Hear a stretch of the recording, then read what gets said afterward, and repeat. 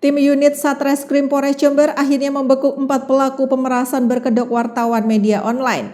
Keempat pelaku dibekuk di tempat berbeda dengan barang bukti uang tunai jutaan rupiah dan 1 unit mobil yang dijadikan sebagai sarana dalam menjalankan aksinya.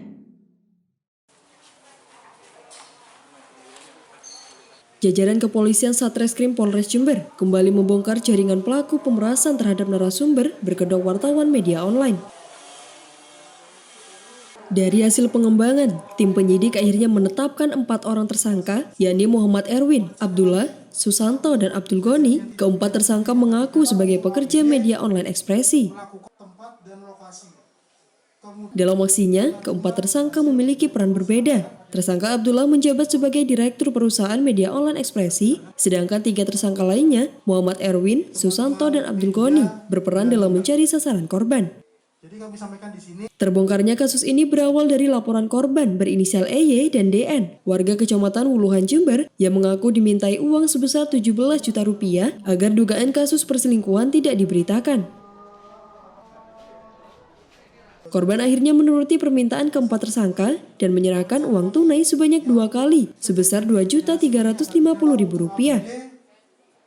Dengan identitas tersangka yang pertama ABD, yang kedua EN, yang ketiga SST, dan yang keempat GN. Jadi untuk modus operandinya adalah dengan cara para tersangka melakukan pemerasan kepada korban dengan meminta sejumlah imbalan uang supaya tidak diinformasikan atau tidak diberitakan tentang kegiatan yang dilakukan oleh korban. Terkait kasus ini, polisi akan melakukan koordinasi dengan Dewan Pers untuk mengetahui keabsahan status keempat tersangka yang mengaku wartawan dan juga legalitas media online ekspresi. Akibat perbuatannya, mereka akan dijerat pasal 368 KUHP tentang pemerasan dengan ancaman hukuman 9 tahun penjara. Dari Jember, Tim Liputan mengabarkan untuk KJTV.